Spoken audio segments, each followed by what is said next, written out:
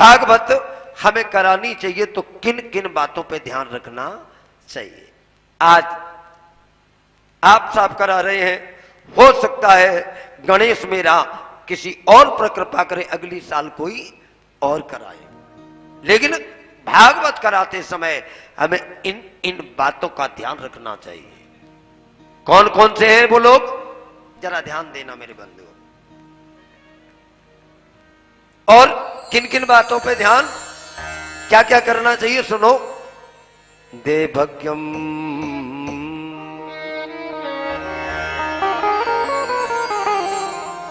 देवज्ञम तु समामूह मुहूर्त प्रत्न यत्नतः। सबसे पहले देवज्ञम तो समामूह मुहूर्त प्रत्न यत्नतः, सबसे पहले श्रीमद् भागवत कथा का मुहूर्त छटवाना चाहिए। और इस भागवत का मुहूर्त तो कब छठा है वो आप सभी जानते हैं।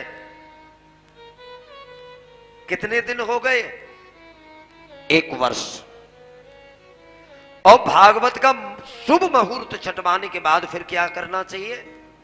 बहुत से दुनिया वाले लोग कहते हैं महाराज हम भागवत में इतना पैसा खर्च करेंगे तो हम तो भागवत अपनी खेत में ही करवाएंगे, अपनी भूमि पे ही करवाएंगे। ऐसा भाव होता है कलयुग के लोगों का। लेकिन भागवत कैसी जगह करवानी चाहिए, इस श्लोक में लिखा है। क्या, कहां करवानी चाहिए। तीर्थे बापी बने बापी, तीर्थे बापी, कथा तीर्थ में भी करा सकते हो, वहां अपनी जमीन तो है नहीं है। तीर्थे बापी बने बापी, कथा आप वन में भी करा सकते हो। ये क्या है, हमारा आश्रम तीर्थ है और वन भी है, यहां तो दोनों चीजें हैं, तीर्थ भी है और वन भी है। वैसे एक वस्तु बताइए, चाहे तीर्थ में करा लो चाहे वन में, यहां तो दोनों ही चीजें हैं। तीर्थ भी है क्यों, गणेश धाम है, और दूसरी बात कि वन भी है। तीर्थे बापी बने बापी ग्रहे वा श्रवणम तम, कथा आप घर पर भी करा सकते हो अगर जगह है तो। और अगर, लेकिन शर्त एक है, क्या, यत्र विशाल वसुधा तत्कथा स्थलम, जहां बैठने वालों को पूर्ण सुविधा हो, तत्कथा स्थलम, ऐसी जगह पे हमें कथा का स्थान लगाना चाहिए, चाहे अपनी जगह है या नहीं है। वसुधा माने पृथ्वी, पर्यायवाची है। 2 बातें हो गई। इसके बाद तीसरी बात यह है कि लोग कहते हैं कि ऐसा कहीं लिखा है कि ब्राह्मण ही श्रीमद् भागवत कथा व्यास होना चाहिए। ऐसी दुनिया वाले लोग कहते हैं भैया अब तो नाना प्रकार के बहुत व्यास हो गए हैं ना, लेकिन ये श्रीमद् भागवत कथा में लिखा है कि व्यास कौन होना चाहिए, कैसा होना चाहिए, आप सुनिएगा। विरक्तो वैष्णवो विप्रो, क्या सुंदर भाव है। विरक्तो वैष्णवो विप्रो, विप्र माने ब्राह्मण, विरक्तो वैष्णवो विप्रो, कैसा, वेद शास्त्र विशुद्धिकृत, वेद शास्त्रों की विशुद्धिकृत के साथ व्याख्या करता हो, वेद शास्त्र विशुद्धिकृत। और कैसा हो, उस ब्राह्मण के अंदर गुण कैसा हो, दृष्टांत कुशलो धीरो भक्ता कार्य नीति ईश्वर, जो नाना प्रकार के दृष्टांत देने में कुशल हो, समझा सके, हमारे मन से अहम निकाल सके, ऐसे ब्राह्मण को मंच आसीन करना चाहिए। एक बात और बता दूं, आजकल तो दुनिया में जितनी जातियां बनी हैं, हर जाति का आचार्य व्यास मंचों पर बैठ करके वाचन का कार्य कर रहा है। लेकिन मैं बता दूं, इस कथा को आप ही नहीं सुन रहे हैं, न जाने कितने भक्तवर सुन रहे हैं अपने अपने घरों में बैठे। अगर ब्राह्मण के द्वारा कथा कराई और सुनाई गई, उससे आपको मोक्ष मिलेगा, आपका परिवार आगे बढ़ेगा, समाज में मान प्रतिष्ठा मिलेगी, धन दौलत की कमी नहीं होगी। ब्राह्मण के द्वारा नियम धर्म कर्म से कथा सुनी गई और करी गई तो। और अगर अन्य जाति के मान्य धर्म से मुख से आपने कथा सुनी, तो आपके सत्कर्म जो हैं, अच्छे कर्म पहले के जो हमारे पास है एडवांस में है, आपके वो अच्छे कर्म भी खत्म हो जाते हैं। ऐसा श्रीमद् भागवत कहती है। यहां तक आज तो व्यासपीठ पर बैठ बैठ के लड़कियां भी श्रीमद् भागवत कथाओं का वाचन कर रही हैं। क्यों भैया जी? ये इस पर भी मीडिया यहां लगी हुई है और हमारे ऊपर उंगली भी उठाई जा सकती है, लेकिन सत्य होता है उसको कोई मेट नहीं सकता और सत्य वाले को कोई झुका नहीं सकता। जहां जहां भी भागवत की कथा के लिए लिखा होगा, शिव पुराण की कथा के लिए लिखा होगा, रामचरितमानस की कथा के लिए लिखा होगा, उसमें वक्ता की मुख्य भूमिका होगी, उसमें पुरुष के ही लिए आया है, कभी स्त्री के लिए या लड़की के लिए मंच पर बैठना नहीं आया है। आजकल तो पुरुषों से ज्यादा करोड़ों माताएं व्यास गद्दी पर बैठ बैठ के वाचन कर रही। तो हमें अपने सनातन के लिए ये सारी बातें ध्यान में रखनी है और अपने धर्म को आगे बढ़ाना है। ब्राह्मण ही श्रीमद् भागवत कथा व्यास होने के लिए बोला गया है भागवत जी में। इसके बाद अब व्यास के और हमारे श्रोताओं के परीक्षित यज्ञपति के कुछ नियम भी बताए हैं। क्या नियम है?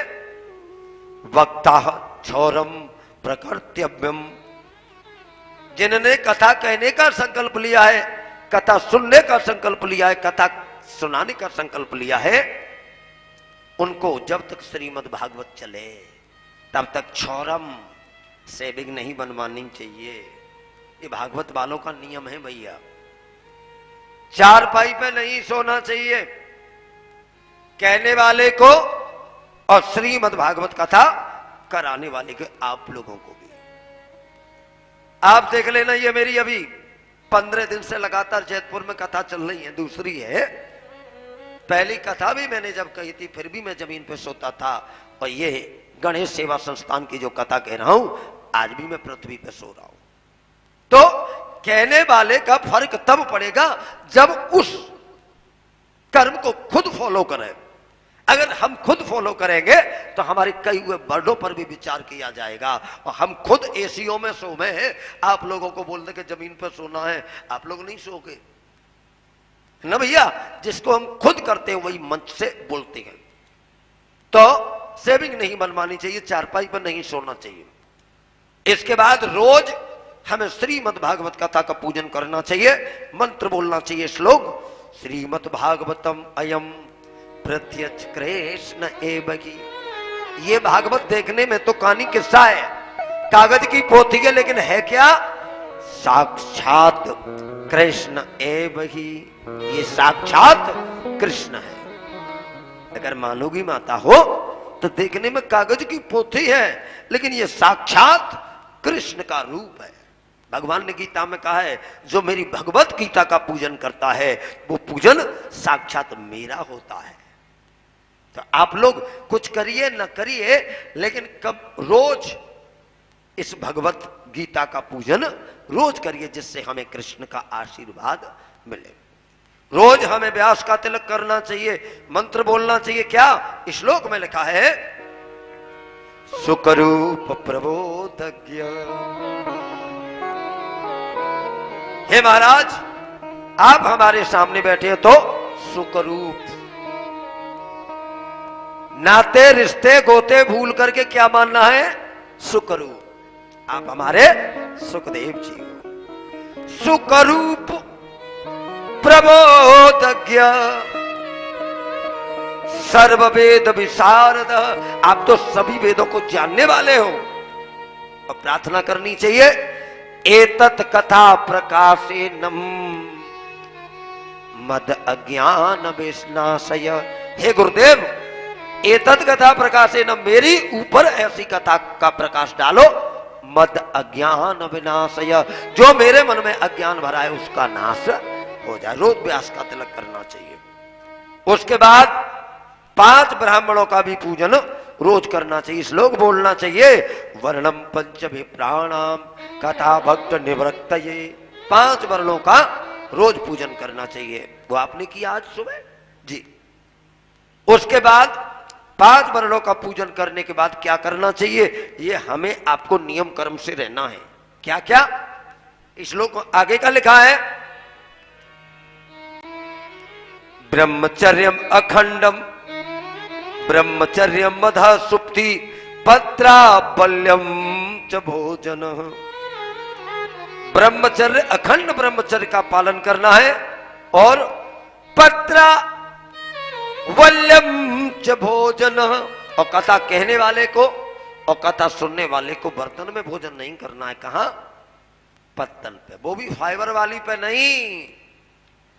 पत्रापल्यम च भोजन, पत्तल पे भोजन मैं भी करता हूं ना, आपने तो देखा है। और जो मेरे श्रोता है उनको भी भोजन करना चाहिए। तो 7 दिन पत्रापल्यम च भोजन। क्यों, अभी हम संत के भेष में है, संत के रूप में है, हम ग्रस्त नहीं है। इस वक्त हमारा काम है सन्यास, ब्रह्मचर्य का पालन करना है, और पत्रापल्यम च भोजन, पत्तल पे भोजन करना है।